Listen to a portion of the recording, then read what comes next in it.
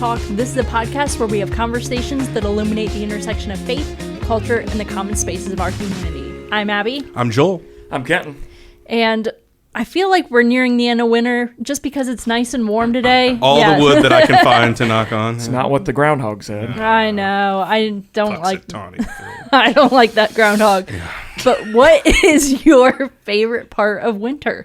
The end. No, honestly, I mean, Christmas. Like, is Christmas even technically in winter? Like, barely though, right? Yeah. But I feel like, Christmas, and then like I want snow for Christmas, and then past that, I'm good. Yeah, it's kind of what it feels like, because like I always say, like January and February in Indiana, we should all get like, tax refunds to like get out of Indiana and go someplace warm, because it's just gray and it's gross, and the snow just gets dark and dirty, and I don't know. I guess I'm a downer. Yeah. I feel like it's a good time to like catch up on movies and TV shows, because you can't go outside, you can't do anything fun. Like, that's a positive. Yeah. It's just a good time to sit at home and watch TV and do stuff that's bad for you. Yeah, I don't know. So that's good. Yeah. I've run a lot of laps in my house with my toddler. Oh yeah.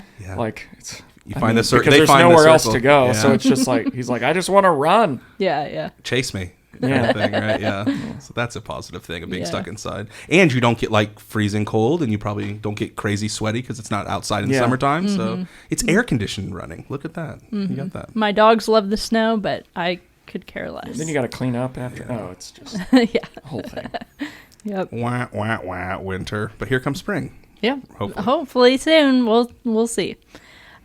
Today, our first topic is a Relevant magazine article titled How Seasonal Depression Affects Your Relationship with God. Seasonal affective disorder, or SAD, affects millions during winter months, causing not just mood and energy shifts, but fundamentally altering one's spiritual life. This form of depression, triggered by reduced sunlight and disrupted brain chemistry, makes prayer exhausting, scripture reading nearly impossible, and church attendance feel insurmountable.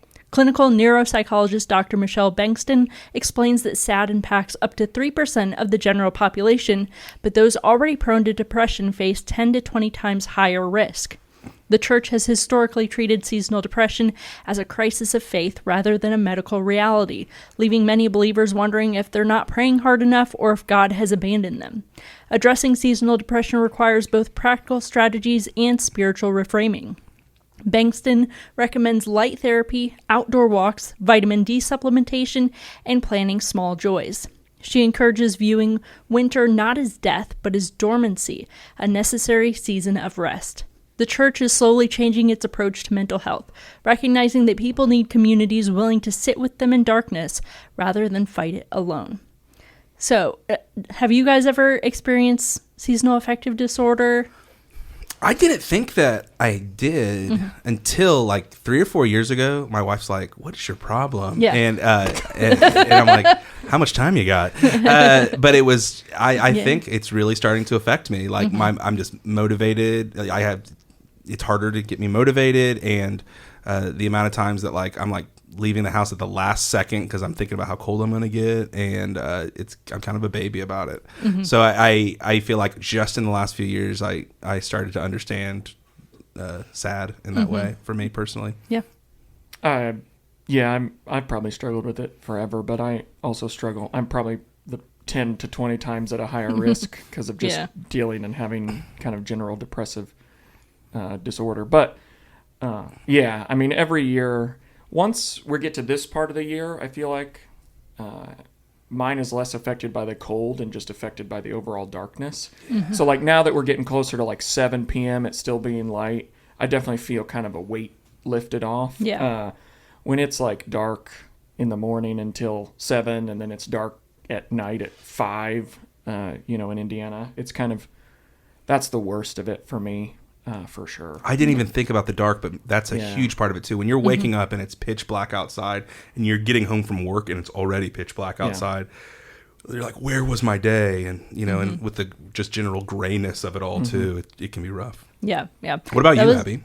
I mean, I always have. I think it was really hard before I was working here. I was working somewhere else where I didn't have any windows in my office or anything. So when I got to work, it was dark. When I left work, it was dark. And it really affected me then. I think just the lack of sunlight was terrible. But yeah, every year. And I'm also surprised 3% of the general population. I thought everyone struggled with this. We just forget that there are people that live in warm places. That's really what averages it out. We just live in places that it gets really cold and dark too.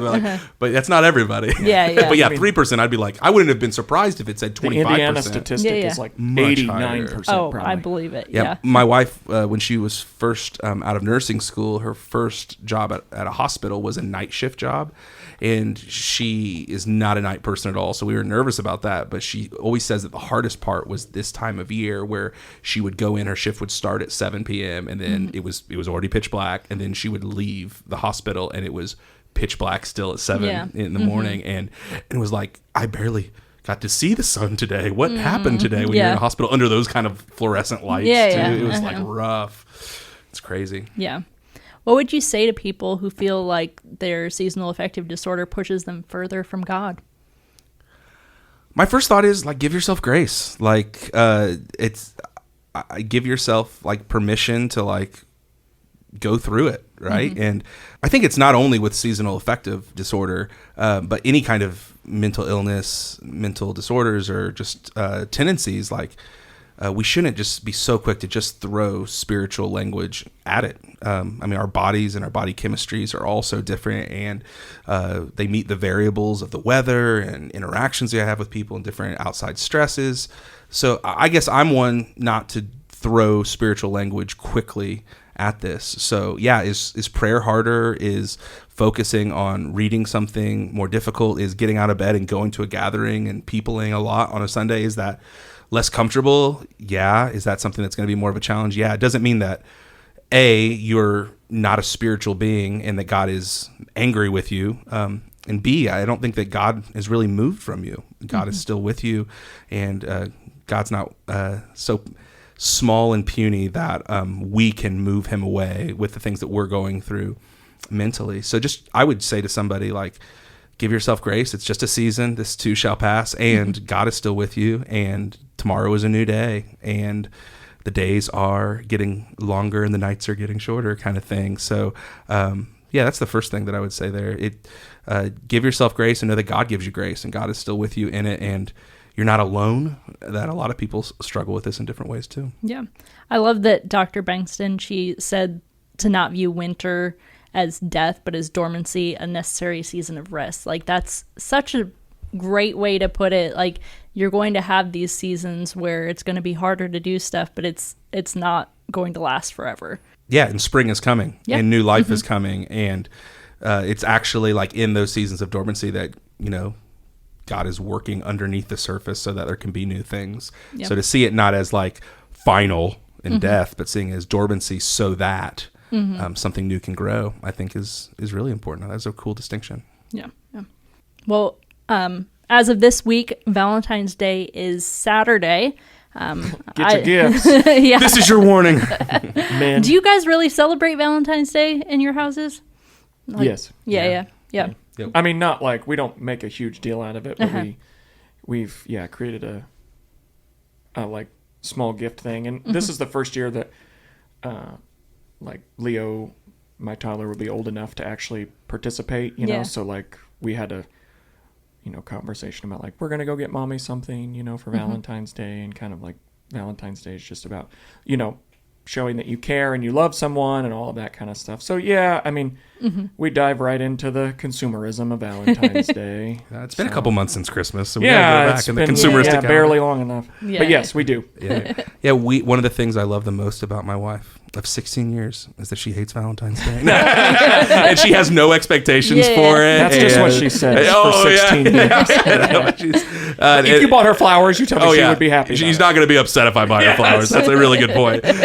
She's like, it's just people put too much expectations on it, and it never works out, and let's just hang out and with little kids too. It's just a different kind of season. But yeah, like I guess Valentine's Day for us is like, we have a couple kids in school now, and like it's a huge deal to get Valentine's for the whole class and all the stuff that comes along with that. So that's really really cute, and ribbing our our almost 7-year-old about the girls that he really wants to write the special Valentines to. Yeah. So. We used to buy dollar roses. Candy roses to give to you're like the crush or whatever. The crush, the girlfriend, the boyfriend. Yes. Whatever. So yeah, that's about as far as it goes with us, though. But what about you?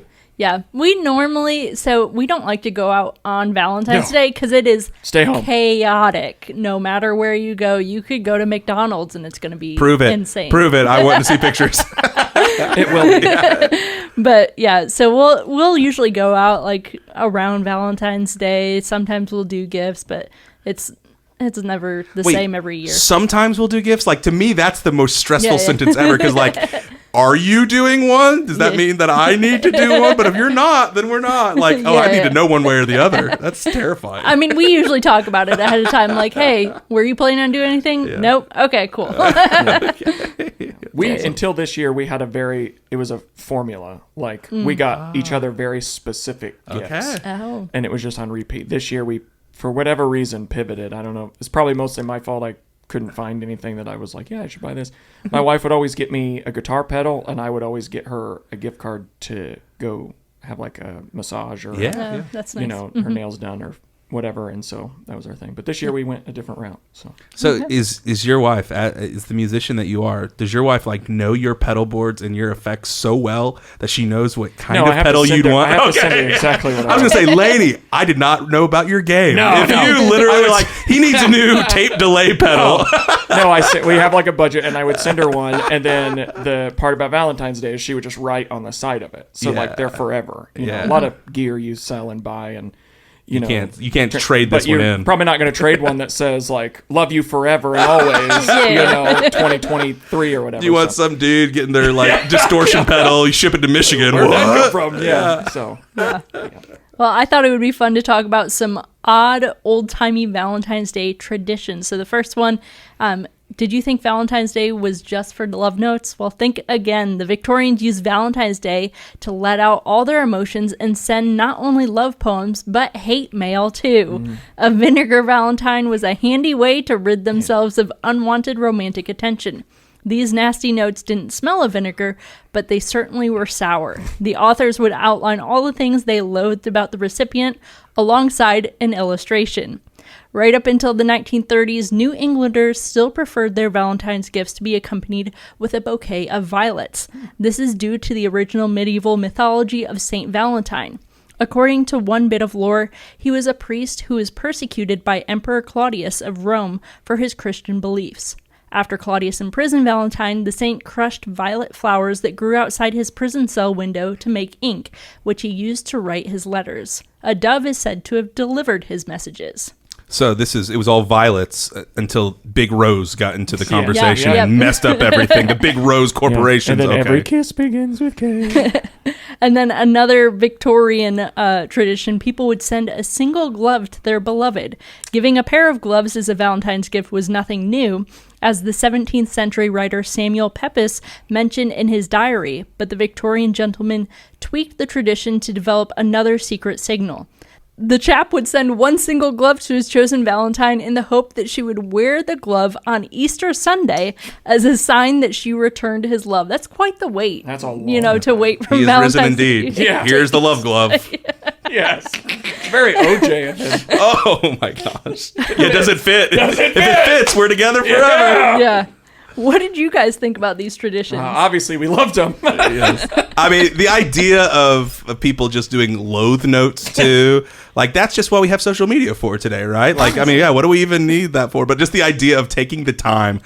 Oh, and like you're thinking like ink and quill, like you're like, oh, I'm gonna like write out everything, 10 things I hate about you kind of style. I just can't even imagine it. Slam poetry. Yes. It's not like love poetry, but slam poetry. And you open it up thinking maybe it's a love note, but it's actually like this is why you're the worst. Oh, my crush sent me this, and then for me it was the Welsh love spoons that's in the article too. Like the idea, and I actually read another article about this as well, because the history of the Welsh love spoon began over 300 years ago in Wales, when young men, often sailors on sea voyages, would carve ornate wooden spoons known as love spoons. They would present these love spoons to a woman as a romantic gift. Like the idea of, hey baby, here's a spoon. Here's a spoon that I whittled myself, and this means that I love you. Yep. So have your soup with my Yeah. spoon. And remember me as you're having chicken noodle soup or whatever it is. Like, so awesome and ridiculous. And I just imagine what would happen. Maybe that's what I'll get Megan. Don't listen to this yet, Megan, but like that's what I'll get her for Valentine's Day is a Welsh love spoon. Are you going to learn to whittle it yourself? That's what I would have to do. So I've actually got a new hobby now. So Whittling. That's me. What are you doing? Well, Joel, I'm over there sitting there whittling. watching Netflix and whittling a spoon. Yeah. Walk into his office and he's just carving with his spoon.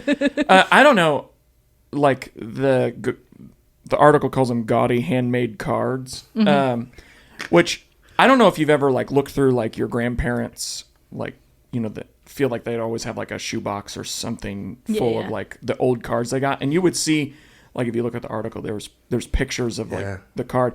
I remember seeing that kind of stuff. Could you imagine what that would cost nowadays? That's like a $50 card. Yeah. If like a regular Hallmark card is like $8.99, you're talking about like, these are like the very boutique, like things that you'd have to get online that were like come in a special box. Yeah, and for everything. sure. These have got like, a doily on the outside. Yeah. You open them up nowadays, they probably pop up and sing you music. Yeah, it's an iPad in the middle of it. You just open it to a whole computer. Oh my gosh. Another tradition it talked about in the article is about giving children a key to ward off epilepsy. I was weird. Yeah, that was I'm so just gonna lie. I was confusing. hoping that one of you guys brought that up because I didn't even know how to talk about that, and I'm like, that's just weird. It said the whole tradition is because Valentine is also the patron saint of epilepsy, which I've never heard that. Yeah, they don't really talk about that. That doesn't get a lot of airtime. No. Yeah, the Catholic I- Church doesn't say much about that. Yeah, not yeah. a big sainthood of epilepsy. Yeah, but they would give kids keys to ward off epilepsy, and I mean, it's an odd for tradition. Valentine's Day. Yeah, for Valentine's Day With specifically. some chocolates. any other time though, good luck. Yeah. Don't watch that screen. But we'll have this article linked in the show notes so you can read some of the other ones and Get some good ideas for your sweetheart. Yeah, Yeah. exactly. Yes, that's really exactly. it. We're trying to help you out. Have you guys ever had a date night that got ruined in one way or another, but now you can look back on it and laugh? I in high school, I was on a date with a girl, and What's her name? what? That is just not non-disclosed. And we hit a deer. Oh, And no. it like totaled my car. Dinner. Like, yeah, you're like, oh well, this took a turn. Yeah, so I'd say. Love that. Chili's was not as fun after that. It would not be. Yeah. Yeah. Honestly, I'm sure that there are horrible dates I've been on, but I can't think of one, or I was trying to think of one, and I'm like, I don't know. They've all been fine. Yeah. You haven't killed an animal on your way. No, I haven't done to that. or fro. No, Okay. Abby, this was a question that you thought of, so I Yeah. assume you've got a great answer here. Well, it was a great date until the end. Oh. It was mine and Lucas's very first date. Oh, this is so good. We- Okay, how many years have you guys been married? We've been married. We'll be married 6 years 6 this years. year. Yeah. And so, like, this was the genesis Yeah, of this. Yeah. Oh, here we go. So we went out, we got dinner, went and watched a movie. I met him in Kokomo. He lived in Walton at the time, and I was going to school at Indiana Wesleyan. And so I met him at IUK, parked in the parking garage. We went, had a great night, got back, and the parking garage was closed. Yeah. Yep. And so They do that. you could just see my car sitting in there. And I looked at him. You I was barely like, know this guy, and it's just crazy. I was like, well, what do we do? And he's like, I guess I'll drive you back to Marion, drop you off at your dorm, and come pick you back up in the morning to get your car. What a guy. Yep. Move. So He liked you. Yeah. Yeah. Yeah. So I was so stressed because I was like, okay, I'm sure my car has a ticket. I'm sure, Yeah. all these things, but They're it ruthless worked in that out. parking lot, too. Yeah. No, they're terrible there. But it ended up working out, and Yeah, I'd it's say. been great. Yeah. Marriage. Our final topic today is a religion news article titled From OnlyFans Megastar to Evangelical Darling. Nala Ray now hopes to reach other models. Nala Ray, a former OnlyFans megastar who earned over $14 million from 270,000 subscribers, has transformed her life and online presence after converting to Christianity. After being baptized at Fearless Church in Los Angeles in December of 2023, Ray quit OnlyFans in 2024, married former Marine Jordan Giordano, and moved to Nashville. Her baptism video generated 8.1 million views on Instagram, and she has since rebranded her social media platform toward faith-focused and lifestyle content, growing her audience to 1.4 million on Instagram and 730,000 on TikTok. Ray's journey to faith was shaped by a complex religious upbringing in a strict Baptist household, marked by instability and what she described as hypocrisy. Her father became a pastor when she was 13, but she felt his ministry was performative rather than genuine, leading to her rebellion and eventual entry into the adult content industry in 2020.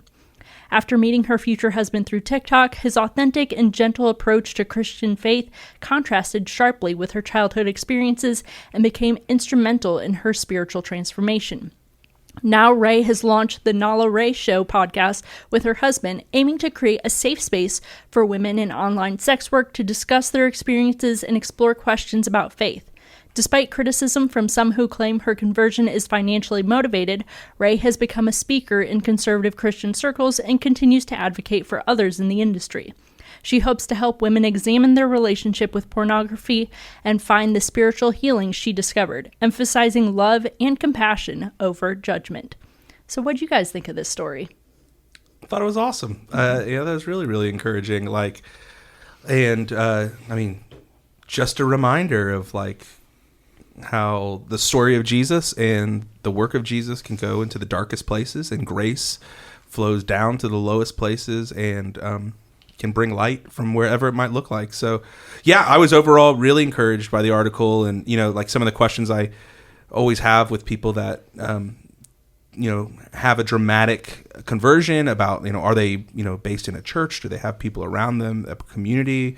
Because you don't want that real drastic story to influence her pipeline to be so fast. Mm-hmm. But it seems like she's got a community around her, and for the people criticizing her thinking this is just all for making money. Think about how much more money there was in OnlyFans. OnlyFans, she's lost probably a ton of what that income is. And so, I think it's really, really beautiful. And I love how, again, this is another story. We talk about these all the time where it feels like someone's using what they've been through and that unique experience for God to do something new and beautiful from where they've been. Because she has a unique empathy for people in that lifestyle and in those communities. So I love it. Mm-hmm. I agree with Joel. I think that so much of this, this kind of drastic lifestyle change, not being rooted in a community or a church or something, or, it doesn't have to be a church specifically, but just a community of other believers to kind of walk and ask questions, more importantly, is so important.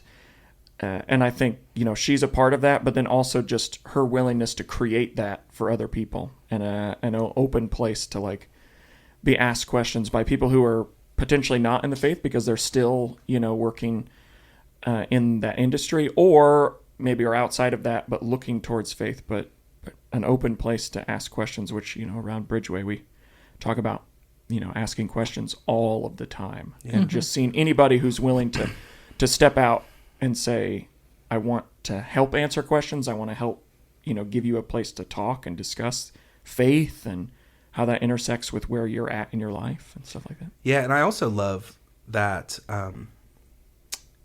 she is living an example of you don't have to be trapped in this. And I think that's really, really important, where people that might be in that world and might have tension about being in that world, or might feel like they are trapped in that world of sex work, if they feel that way, they have someone they can look to be like, oh, it doesn't have to be this way. Yeah. And I think her putting herself as a bridge to that world is so beautiful, because you hear this in so many different industries and so many different broken situations or relationships where people feel trapped, and they don't have an image of what it could even look like and what my life could look like if I wasn't doing this. Mm-hmm. And I love that she's standing in the gap and showing them that it doesn't have to be this way, in a gentle way, not in a judgmental way or as a I'm better than you way, but as a, hey, I'm here to talk, and I'm here to just let you know that there is another way, and if you ever want to explore that, come talk to me and come hear how I'm living my life. Yeah. I can see how some people may look down on her keeping in community with people that are still working in the industry. So what do you say to that concern? try to hold back my snark. And I mean, I think you'd have a really hard time with Jesus then, because Jesus only rubbed shoulders with messy, complicated, compromised people. I mean, tax collectors, like in the Gospels, yeah, not quite. For our big IRS worker listenership, we're not talking about that specifically, but it's interesting. Like I heard somebody say the other day that in the Gospels, like tax collectors are looked down upon by the religious people so much so that there's always two categories. It says the notorious sinners and the tax collectors. They're so bad. They're in their own category, right? But Jesus called them to be his disciples, and Matthew specifically in that way. I mean, Jesus never felt like hanging out with something that was complicated and being in a relationship with something that was, or somebody that was compromised or complicated would actually sully his reputation. And if it was going to sully his reputation, he was okay with it because he wanted to be near people that were lost, that were sick. He said, isn't it the sick that need a doctor, the healthy don't need a doctor? So he went into those places. And so, I mean, it's the most Jesus thing she could do, to go and be in relationship with these people. Now, is she at the same time, is she saying like, yeah, just keep doing what you're doing, or I think this is healthy for you? I mean, I don't think she's proclaiming that, but she's going to love them and walk with them no matter what. And when they do make that decision, and if they do make that decision, she's going to be there. And that's what matters. No real life change can ever happen if your first word to a person is gross or bad or you are out. There's no relationship there.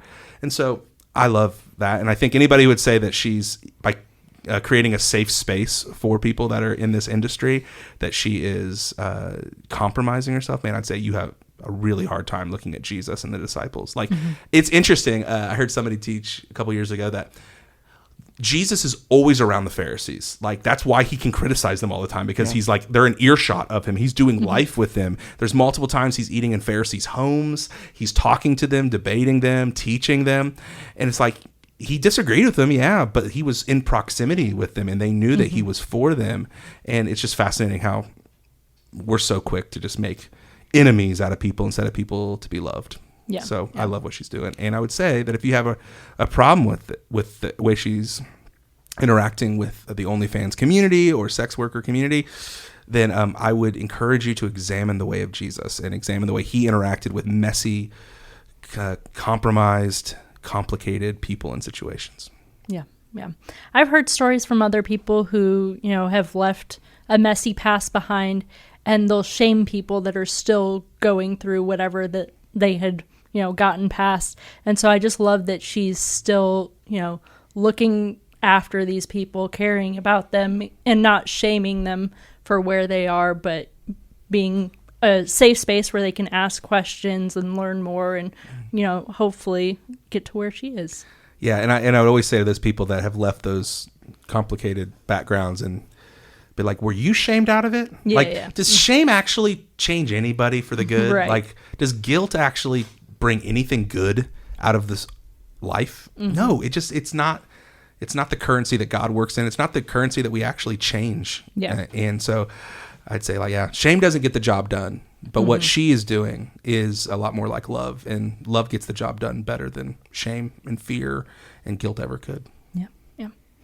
Well, that's it for this episode of Atypical Talk. If you have any topics you'd like us to talk about or questions, you can email those to atypicaltalkpod@gmail.com. You can follow us on Facebook, Instagram, and TikTok at Atypical Talk Pod. And make sure to subscribe on your favorite podcast platform to get updates when new episodes go live. We hope that these conversations today have helped you think wider, love deeper, and partner with God to bring the up there down here in your everyday life. Thanks for listening.